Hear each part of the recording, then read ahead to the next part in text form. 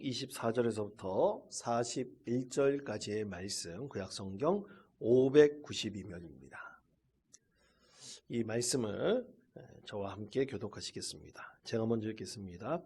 아수르 왕이 바벨론과 구다와 아와와 하맛과 스발와임에서 사람들을 옮겨다가 이스라엘 자손을 대신하여 사마리아 여러 성읍에 두매 그들이 사마리아를 차지하고 그 여러 성읍에 거주하니라. 그들이 처음으로 거기 거주할 때 여호와를 경외하지 아니하므로 여호와께서 사자들을 그들 가운데에 보내심에 몇 사람을 죽인지라. 그러므로 어떤 사람이 아수르 왕에게 말하여 이르되 왕께서 사마리아 여러 성읍에 옮겨 거주하게 하신 민족들이 그 땅 신의 법을 알지 못하므로 그들이 신이 사자들을 그들 가운데에 보내매 그들을 죽여 싸우니 이는 그들이 그 땅 신의 법을 알지 못함이니이다 하니라. 아수르 왕이 명령하여 이르되 너희는 그곳에서 사로잡아 온 제사장 한 사람을 그곳으로 데려가되 그가 그곳에서 거주며 그 땅 신의 법을 무리에게 가르치라 하라 하니 이에 사마리아에서 사로잡혀간 제사장 중 한 사람이 와서 베델에 살며 백성에게 어떻게 여호와 경외할지를 가르쳤더라. 그러나 각 민족이 각기 자기 신상들을 만들어 사마리아 사람이 지은 저러 성당들에 두되 각 민족이 자기들이 거주한 성읍에서 그렇게 하여 바벨론 사람들은 숫꽃 분옷을 만들었고 굿 사람들은 네르가를 만들었고 하맛 사람들은 아시마를 만들었고 아와 사람들은 나파스와 다른 악을 만들었고 스바라임 사람들은 그 자녀를 불살라 그들의 신 아람 멜렉과 아람 멜렉에게 드렸으며 그들이 또 여호와를 경외하여 자기 중에서 사람을 산당의 제사장으로 택하여 그 산당들에서 자기를 위하여 제사를 드리게 하니라. 이와 같이 그들이 여호와도 경외하고 또한 어디서부터 옮겨왔든지 그 민족의 풍속대로 자기의 신들을 섬겼더라.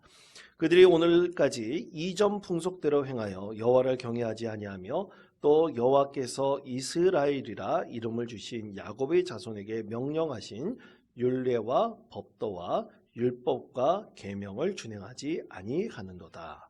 옛적에 여호와께서 야곱의 자손에게 언약을 세우시고 그들에게 명령하여 이르시되 너희는 다른 신을 경외하지 말로 그를 경배하지 말며 그를 섬기지 말며 그에게 제사하지 말고 오직 큰 능력과 편팔로 너희를 애굽에서 인도하여 내신 여호와만 경외하여 그를 예배하며 그에게 제사를 드릴 것이며 또 여호와가 너희를 위하여 기록한 율례와 법도와 율법과 계명을 지켜 영원히 행하고 다른 신들을 경외하지 말며 또 내가 너희와 세운 언약을 잊지 말며 다른 신들을 경외하지 말고 오직 너희 하나님 여호와만 경외하라. 그가 너희를 모든 원수의 손에서 건져내리라 하셨으나 그러나 그들이 듣지 아니하고 오히려 이전 풍속대로 행하였느니라. 이 여러 민족이 여호와를 경외하고 또 그 아로 새긴 우상을 섬기니 그들이 자자손손이 그들이 조상들이 행하던 대로 그들도 오늘까지 행하니라. 아멘. 오늘 말씀의 제목은 오직 하나님만이라는 말씀의 제목입니다.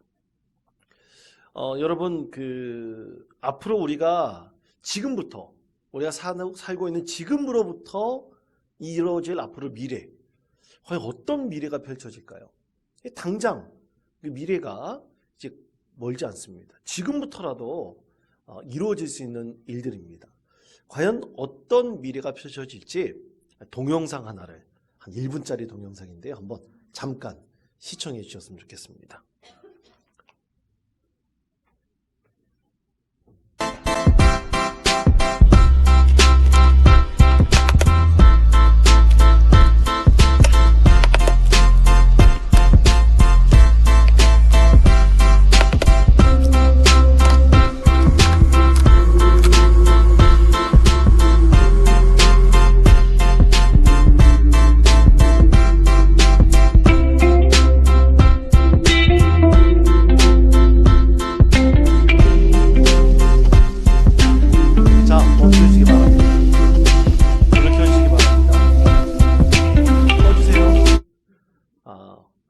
났나 보네요. 제가 이렇게 동영상 올렸을 때는 잘 돌아갔었는데 에러가 났나 봅니다. 말로 설명할게요. 우리 성도님들은 워낙 똑똑하시니까 말로 설명해도 다 이해할 것이라고 생각합니다. 믿습니다는 아니고 생각합니다. 아멘? 아멘 그러면 안 되죠. 이 동영상은 뭐냐면 이 구글의 그 인공지능 연구소하고 미국의 스탠포드 대학교하고 연구진이 서로 합작을 해가지고 한 3명 정도 되는 이 대학원생들이 알로하 프로젝트라는 것을 실행해가지고 그것을 성공시켰습니다. 알로하 프로젝트. 그건 뭐냐면 로봇을 하나 만들었어요. 인공지능 로봇을 만들었습니다. 이 인공지능 로봇이 이제 동영상 장면은 사실은 이 인공지능 로봇이 요리를 하는 장면이에요. 요리를 하는 장면인데 정말 끝내줍니다. 여러분 달걀 깨가지고 요리할 때 달걀 깨는 거 쉽습니까? 어렵습니까?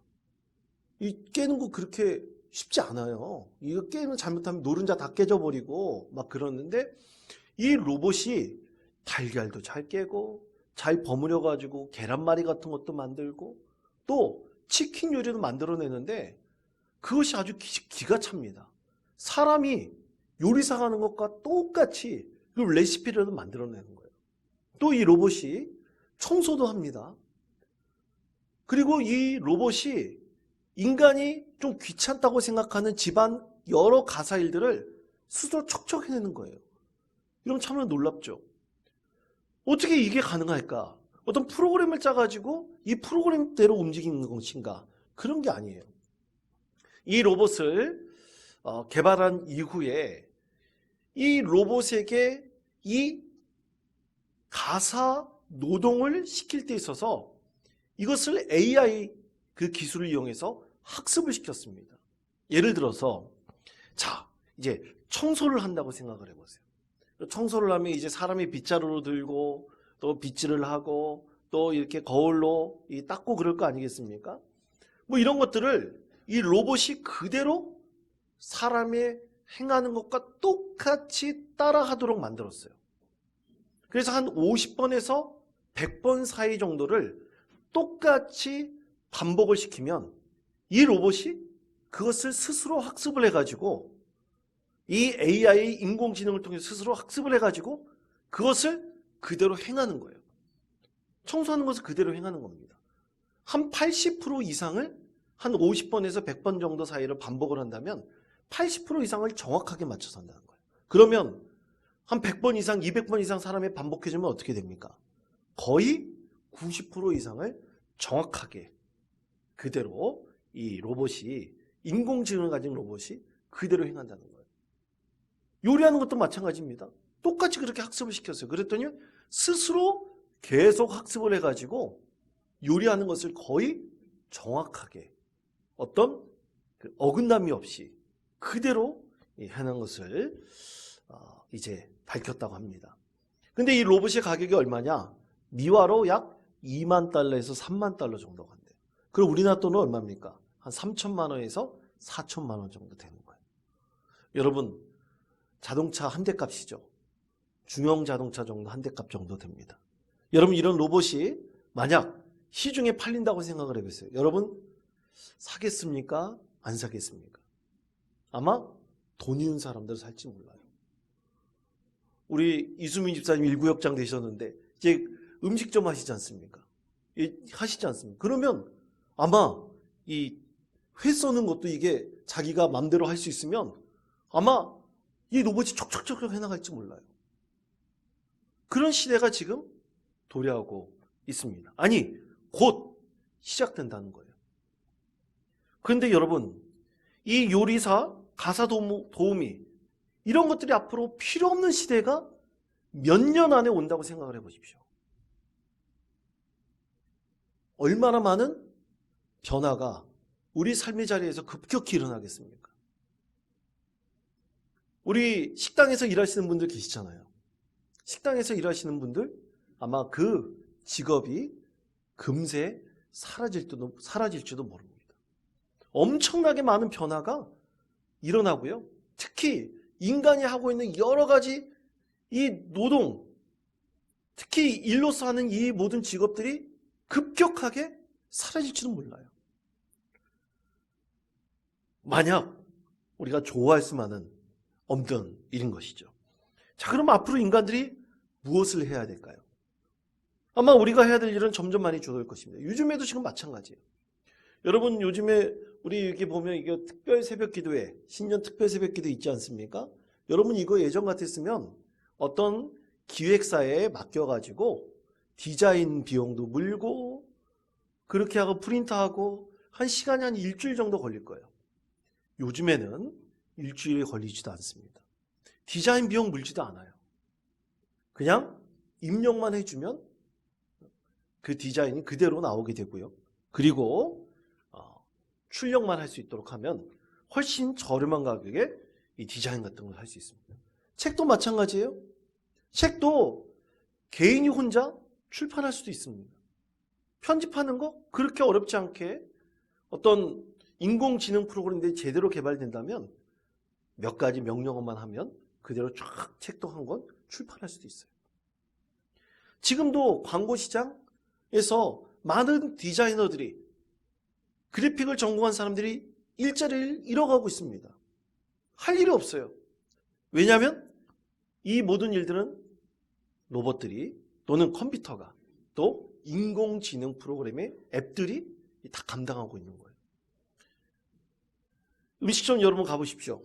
저도 음식점에 가보면 익숙치 않은 것이 있어요. 여러분 뭔지 아십니까? 키오스크예요, 키오스크. 저도 키오스크 익숙치가 않아요. 이 사진을 직접 이렇게 보고 일하는 종업원하고 얘기를 하면서 이 음식을 고르는 그 어떤 이 서로 대화를 하면서 얻는 이런 어떤 그런 감성적인 것이 있거든요. 그런데 가가지고 키오스크에 탁탁탁 치기만 하면 사실 주문하기는 편하죠. 그런데 이게 과연 맞는 것인가? 굉장히 익숙하지 않고 낯설 때가 굉장히 많이 있습니다. 이런 시대가 지금 우리 가운데 성급 다가들고 있습니다. 이런 변화의 시대에 과연 우리는 얼마나 적응하고 있을까? 특히 우리는 그리스도인들 아닙니까? 우리 그리스도인들이 이런 시대에 과연 어떻게 적응하고 우리의 변화를 따라가고 있으며 혹시 잘못하면 우리 신앙이 급격히 퇴보하거나 퇴색하는 것은 아닌가 하는 염려와 근심을 갖게 됩니다. 지난 주일 제주건신 예배 및 세미나 때 오신 우리 정병종 목사님하고 식사를 하면서 참 많은 대화를 나눴습니다. 요즘 신학교 신학생들이 모집하기가 너무나 어려워요. 많은 청년들이 신학을 하려고 하지 않습니다. 왜냐하면 그만큼 사명감도 잃어버리고 그리고 헌신과 또 신앙에 대한 열정들이 점점 식어가고 있는 거예요. 과거와는 다르게 굉장히 신앙의 그 모습들이 퇴보하고 있는 것이 오늘의 현실입니다. 그러나 같이 대화를 하면서 희망적인 게도 그분이 이제 교회사를 공부하시지 않습니까? 이 교회사를 공부해보면 2000년 동안의 이 기독교 역사 가운데 신앙의 부흥의 때가 있었으면 그 이후에 퇴보하던 때도 있었대요. 또 퇴보하던 때가 있었으면 또 그 이후에 또 부흥하던 때도 분명히 있었다고 합니다. 언젠가 이런 사이클을 계속 이루면서 부흥하기도 하고 퇴보하기도 하고 또 다시 부흥하기도 했던 신앙의 역사들이 있으므로 언젠가 하나님께서 우리 신앙을 회복시켜 주셔서 지금은 퇴보의 시기인지는 모르지만 언젠가 하나님께서 더 부흥의 역사를 써나가실 것이다 라는 그런 희망적인 한 학자의 이야기도 듣기도 했습니다. 여러분, 오늘 성경 말씀에서는 하나님을 믿는 신앙이 퇴보하고 또 어려워지고 있는 때를 말씀하고 있어요. 여러분 성경 말씀을 쭉 읽다 보면 특히 구약 성경을 보면 신앙의 어두움의 시대를 표현할 때 항상 말하는 한 단어가 있습니다. 그것이 바로 바벨론이라는 단어예요. 바벨론이라는 단어가 나오면 긍정적으로 쓰인 적이 없습니다. 바벨론은 다 어둠의 시대예요. 신앙의 퇴보하는 시대예요. 그리고 믿음을 지켜나가기 굉장히 어려운 고난의 시대를 다 바벨론의 시대라고 합니다. 그럼 오늘 말씀, 이제 신앙에 퇴보하고 혼란과 어둠에 반영했던 바로 그 시대에 오늘 주신 이 말씀은 과연 어떤 시대인가? 우리 말씀은 바벨론 시대 바로 조금 이전인 아수르 시대입니다. 아수르 시대도 마찬가지예요. 아수르 시대도 표현할 때 바벨론 시대와 연장선상에서 보통 성경에서는 말씀하고 있습니다. 그래서 이때도 바벨론이라는 이름으로 대변할 수 있는 혼돈과 어둠의 시대라고 말할 수 있죠. 자, 그러면 오늘 말씀이 전하고 있는 시대는 정확히 어느 시대일까요? 그것은 북이스라엘이 아수르에게 멸망당했을 때 바로 그 이후의 시대입니다. 아수르의 살마네셀 왕이 이 북이스라엘의 수도인 사마리아 성을 침략하여서 완전히 사마리아 성을 무너뜨리죠. 그리고 북이스라엘이라는 나라를 완전히 망하게 만듭니다. 그리고 그 이후에 살마네셀 왕은 이 자기의 이방인들, 이 아수르 사람들뿐만 아니라 아수르 이외에 그들이 점령하고 있던 타 지역에 있던 사람들을 사마리아 성 안으로 이주시켜요. 그래서 많은 사람들이 이 유대인들뿐만 아니라 많은 이방인들이 함께 사마리아 성 안에 살게 합니다. 그러면서 살게 하면서 서로 교제하기도 하고 결혼하기도 하고 혼합주의 정책을 펴요. 그래서 이 유대인이라는 어떤 독특한 이 종교성을 가진 유대 민족에 대한 이 모든 것들을 희석시켜 버립니다. 그리고 그들이 갖고 있는 신앙을 퇴보시켜 버려요.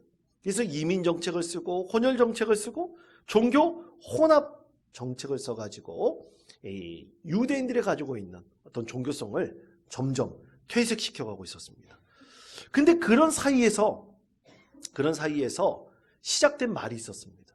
그 말은 바로 사마리아인이라는 말입니다. 왜 사마리아인이라는 말이 쓰였는가? 그것은 사실 좋은 의미로 쓰인 것은 아니었었어요. 이제 사마리아 성에 많은 이방인들이 들어와 살지 않습니까? 그랬더니만 혼합주의 정책과 종교 말살 정책 때문에 많은 유대인들이 이 이방인들과 결혼하여 이 혼혈 민족이 되었습니다. 그래서 그때부터 이들은 사마리아 사람들이다. 그전에는 사마리아 사람들이라는 얘기가 없었어요. 그들이 혼혈 민족이라는 것을 가리켜 사마리아인이다. 이런 말들이 그때부터 시작되었던 것이죠. 그런데 여러분, 그 가운데서도 순전한 신앙을 지키려고 하는 사람들이 있었습니다. 종교 혼합주의를 배격하고 하나님께서 그들 가운데 주셨던 그 신앙을 온전히 지켜나가려고 했던 사람들이 있었어요. 그런 신앙의 사마리아인들이 있었는데 나중에 아수르가 물러가고 이 기원전 한 4세기경 이렇게 신앙을 지켜나가려 했던 사람들을 중심으로 하여 사마리아 성에 하나님의 성전을 세우기도 합니다. 그리고 그들이 모세 오경, 우리가 지금 있는 이 모세 오경이 있지 않습니까? 이 모세 오경과 조금은 다르게 사마리아 사람들이 우리의 순전한 신앙을 지켜나가겠다 그러면서 오직 모세 오경만을 지켜야 된다는 그 의미로 자신들만이 갖고 있는 성경이 있었어요. 그것을 사마리아 오경이라고 합니다. 그러니까 사마리아 사람들 중에서도 그렇게 신앙을 지켜나가려는 사람들이 있었어요. 그런데 우리 작년에 우리 장로님들하고 성지순례 갔을 때 이 사마리아 사람들이, 이 사마리아를 불린 사람들이 지금 굉장히 숫자가 작습니다. 순전한 신앙을 지키겠다고 그렇게 내려온 이 사마리아 사람들 숫자가 너무나 작아요. 1000명도 되지 않습니다. 근데 지금도 그 사람들은 이 그리심산에 올라서 6월절이 되면 그 큰 이 제단이 있습니다. 돌이 있습니다. 그 위에 하나님을 제사하는 그 의식을 지금도 지켜나가고 있어요. 굉장히 작은 사람들이 그 의식을 지금도 계속해서 지켜나가고 있습니다. 그런데 참 여러분 흥미로운 것이 있어요. 그렇게 순전한 신앙을 지켜나가겠다는 사마리아 사람들도 있지 않습니까? 그런데 여러분, 이 예루살렘에 거하는 유대인들은 과연 어떨까요? 예루살렘에 거하는 유대인들도 다 어떻게 됐습니까? 예루살렘 성이 멸망하고 그 다음에 예루살렘 성 안에 있었던 하나님의 성전도 다 회파되어 버렸어요. 그러면 그곳에서는 과연 이방인들이 살지 않았을까? 물론 사마리아 성보다는 적게 살았죠. 그러나 그 가운데서도 많은 사람들이 포로로 끌려가 가지고요. 여러분, 바벨론의 문화 속에서 살았고 바벨론의 종교 가운데 살았던 사람들이 굉장히 많습니다. 예루살렘 성도 많은 유대인들이 있었지만 그 가운데 신앙을 버리는 사람들도 있었어요. 그렇게 본다면 북이스라엘의 사마리아 사람들이나 남유다의 예루살렘 성 하나에 살고 있는 유대인들이나 별반 그렇게 다르진 않아요. 그런데도 불구하고 이 두 나라가 완전히 멸망하고 난 다음에 우리가 순전한 신앙을 지켰다. 우리가 진실로 이 신앙을 끝까지 지켜놨다. 그러면서 서로 멸시하고 서로 핍박하고 서로 갈등하고 있었습니다. 특히 이 예루살렘에 살고 있던 유대인들이 사마리아 사람들, 저 사람들은 혼합 종교를 갖고 있는 사람들이야. 저 사람들은 이방인들과 결혼해가지고 혼혈 민족을 낳았어. 그래서 그 사람들을 멸시하고 손가락질하고 이런 일들이 계속해서 이어졌던 것입니다. 자, 이런 혼란과 혼돈, 어둠의 시대, 그 가운데서 분명히 신앙을 지켜나가려고 하는 사람들이 분명히 있었습니다. 자, 그렇다면 오늘날은 보십시오. 아까 말씀드린 대로 이 로봇이 인간의 많은 일들을 대신하는 그런 시대가 지금 와 있습니다. 직업들이 곧바로 사라질 거예요. 여러분, 청소할 때 여러분 어떻습니까? 여러분 청소 좋아하시는 분들은 없죠, 솔직히. 여러분 청소 좋아합니까? 안 좋아하죠, 솔직히. 그렇지만 지저분한 곳을 여러분 보세요. 특히 화장실이 지저분하다고 한번 생각해 보십시오. 여러분, 저는 특히 우리 교회 화장실이 지저분하면 참 괴롭습니다. 괴로워요. 그래서 저 혼자 이 화장실 깨끗하게 청소할 때가 있어요. 여러분, 특히 남자 화장실 가보면 남자 화장실 그 변기에 이물질이 묻어 있을 때가 있습니다. 근데 그걸 보면 못 견디겠어요. 막 물로 불려도 잘 떨어지지가 않아요. 할 수 없이 그래서 막 팍팍팍 긋고 그래가지고 떨어뜨리고 이것을 보면 너무나 지저분해요. 그래서 마음이 참 힘들어요.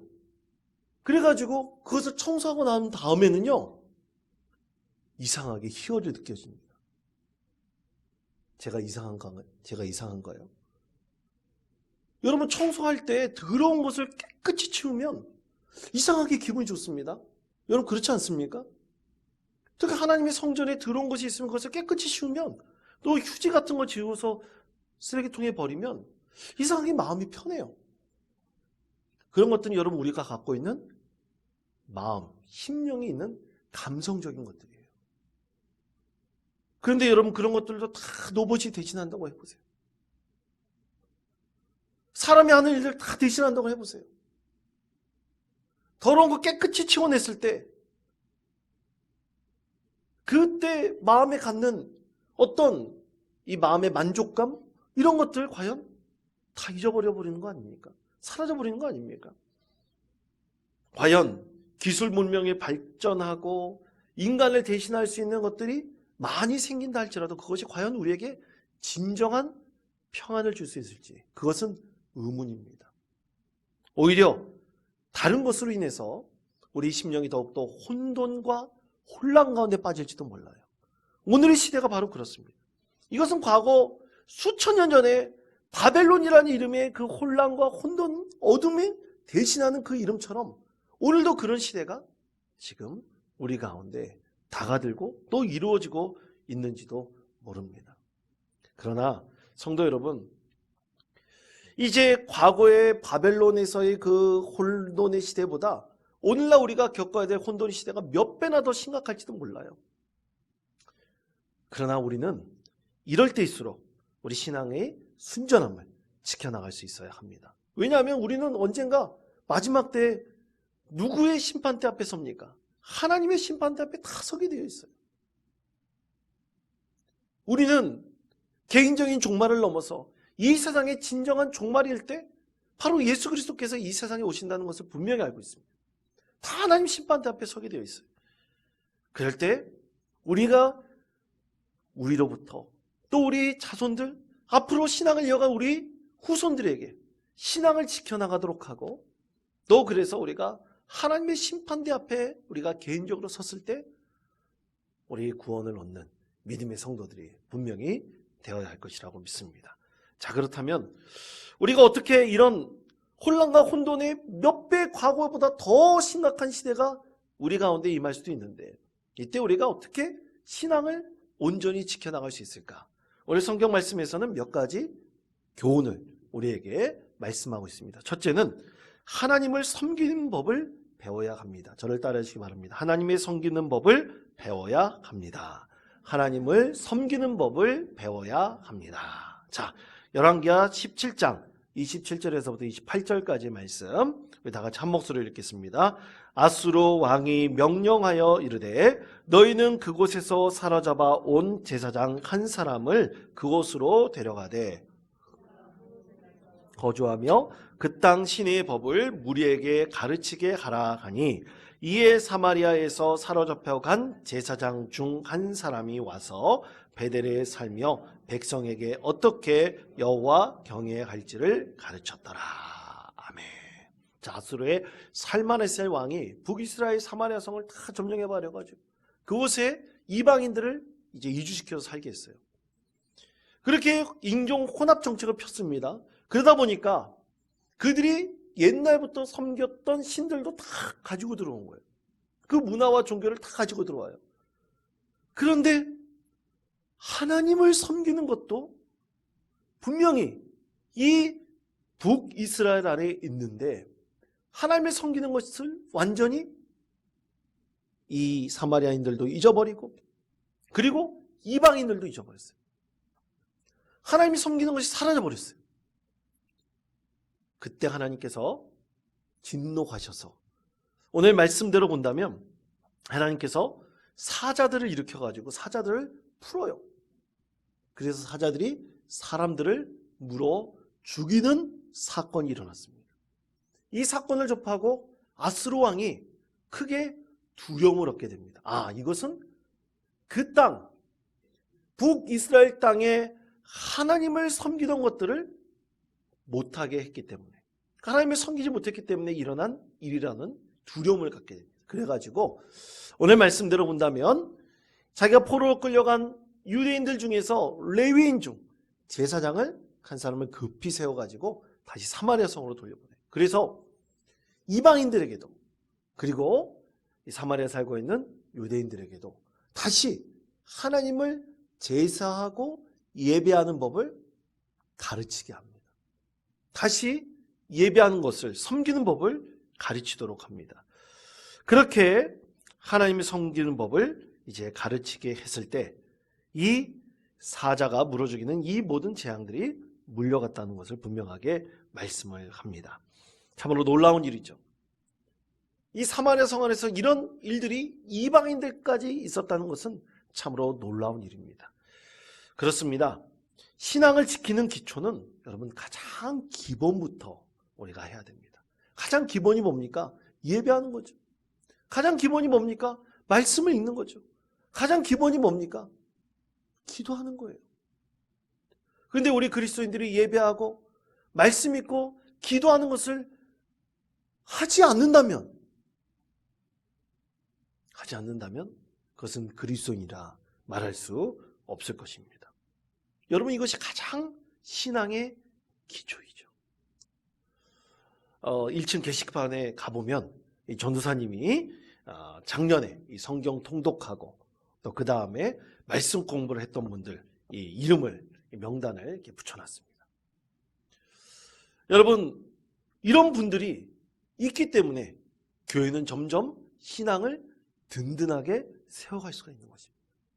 여러분, 올해도 이 말씀 읽고 또 그리고 말씀을 공부하고 필사하는데 많은 분들 참여하셔서 여러분 통해서 하나님께서 주시는 놀라운 은혜를 경험하시고 여러분이 신앙을 든든히 기초를 세워가시는 우리 믿음의 성도 되시기를 바랍니다. 여러분, 이것은 수천 년 전 이 사마리아 성에 제사장을 보내 하나님께서 다시 한번 하나님을 예배하는 것을 가르치는 것과 오늘날 퇴색되어 버리는 이 우리의 신앙의 모습들을 기초를 든든히 세워놓은 것 다 똑같습니다. 말씀을 통해서 우리가 다시 한번 신앙을 온전히 세워나가는 것, 그것이 하나님께서 우리를 통해서 역사하시는 분명한 하나님의 은혜를 우리가 받는 것이고요. 또 우리가 이 혼돈과 어둠의 시대 우리의 신앙을 온전히 지켜나가는 것이라 할 수 있습니다. 두 번째는 이 혼합주의 신앙을 반드시 버려야 합니다. 저를 따르시기 바랍니다. 혼합주의 신앙을 반드시 버려야 합니다. 혼합주의 신앙을 반드시 버려야 합니다. 자, 열왕기하 17장 32절에서부터 33절까지 말씀입니다. 다 같이 한 목소리로 읽겠습니다. 그들이 또 여호와를 경외하여 자기 중에서 사람을 산당의 제사장으로 택하여 그 산당들에서 자기를 위하여 제사를 드리게 하니라. 이와 같이 그들이 여호와도 경외하고 또 어디서부터 옮겨왔든지 그 민족의 풍속대로 자기의 신들도 섬겼더라. 아멘. 자, 이방인들에게도 하나님 섬기는 법을 이 제사장이 가르쳤어요. 그러면 하나님만 잘 섬기면 되잖아요. 그런데 이제 이방인들도 그렇고 또 사마리아에 살고 있는 유대인들도 이방신도 섬기고 하나님도 섬겼다는 것입니다. 근데 여러분, 십계명의 제1계명이 뭡니까? 나 외에 다른 신을 내게 두지 말라 그랬어요. 내게 두지 말라. 하나님이 가장 싫어하는 거예요. 그런데 이방인들뿐만 아니라 이 사마리아에 살고 있는 유대인들도 하나님 외에 다른 신을 자기 안에 두고 있었다는 뜻입니다. 이것이 바로 혼합주의 신앙이죠. 그런데 여러분, 이 혼합주의 신앙은 오늘날은 기복주의 신앙으로 나타나고 있습니다. 과거의 사사시대 때 에브라임의 미가라는 사람이 참으로 자기 원하는 대로 신앙생활을 하고 자기 소견대로 모든 것을 행하는 바로 그 시대에 이 미가라는 사람이 자기 가정을 위해서 복을 빌어줄 사람을 세우는데요. 이 레위인 한 청년을 데려다가 우리 가정을 위해서 내가 에봇을 지어주고 또 제단을 세워줄 테니 오직 우리 가정을 위해서 하나님께 복을 비십시오. 내가 당신에게 먹을 것과 모든 것을 다 제공해 주겠습니다. 그 예를 듣고 그 청년이 좋다고 생각을 해요. 오, 이렇게 나를 고용해 주고 내 먹을 것을 다 해주니 참 좋다 그러면서 자기가 한 가정의 제사장이 됩니다. 그 가정의 기복을 위해서 제사장이 돼요. 여러분, 이것은 하나님 외에 다른 신을 내게 두지 말라고 하는, 바로 하나님께서 금지하는 것을, 이 혼합주의 신앙을 따르는 것이 바로 기복주의 신앙인 것입니다. 왜냐하면 그 기복이라는 게 뭡니까? 자기만을 위한 것, 그리고 물질을 우상화하고 있는 것이죠. 그런데 우리의 신앙이 바로 이렇게 되어버린다면 이것은 진정으로 오늘 하나님께서 말씀하신 그대로 과거 수천 년 전에 했던 혼합주의 신앙과 똑같은 것입니다. 그러므로 이 혼합주의 신앙 계속되고 있는 것이 있다면 이것을 반드시 뿌리째 뽑아야 하는 것입니다. 마지막 세 번째로 하나님께서 세우신 언약을 기억하고 지켜야 합니다. 자, 열왕기하 17장 37절에서부터 40절까지 말씀, 이 네 절 말씀 나같이 한 목소리 읽겠습니다. 또 여호와가 너희를 위하여 기록한 율례와 법도와 율법과 계명을 지켜 영원히 행하고 다른 신들을 경외하지 말며 또 내가 너희와 세운 언약을 잊지 말며 다른 신들을 경외하지 말고 오직 너희 하나님 여호와만을 경외하라. 그가 너희를 모든 원수의 손에서 건져내리라 하셨으나 그러나 그들이 듣지 아니하고 오히려 이전 풍속대로 행하였느니라. 아멘. 자, 북이스라엘이 회복의 역사가 있어야 될 텐데 그것을 놓쳐버리고 완전히 망한 이유가 뭡니까? 오늘 말씀대로 하나님을 떠나버렸기 때문에, 하나님을 잊어버렸기 때문이에요. 사랑하는 성도 여러분, 우리가 잊어버리는 것은 참 하나님께서 주신 귀한 선물입니다. 그러나 하나님께서 경계하는 것은 있어요. 망각의 늪에 빠지는 것입니다. 망각의 늪에 빠진 것은 잊어버린 것을 뒤로 하고 이제는 완전히 회복된 것도 사라져버린 것이 바로 망각의 늪에 빠져버리는 것입니다. 이 신앙도 마찬가지입니다. 망각의 늪에 빠지면 절대로 안 됩니다. 오늘 신앙에 있어서 반드시 하나님의 은혜로 회복되고 우리 신앙 안에서 참된 기쁨을 누릴 수 있어야 합니다. 그렇게 다시 한번 하나님께서 회복의 은혜를 바라시는 것은 우리가 신앙 안에서 혹시라도 잊어버린 것이 있었다면 그것을 다시 되살리는 거예요. 우리 하나님을 만났던 그때를, 하나님이 그 은혜 가운데 우리가 있었던 바로 그때를 다시 한번 회복하는 것입니다. 그것이 하나님께서 오늘 말씀을 통해서 우리에게 주시는 바로 회복의 은혜를 말씀하고 계십니다.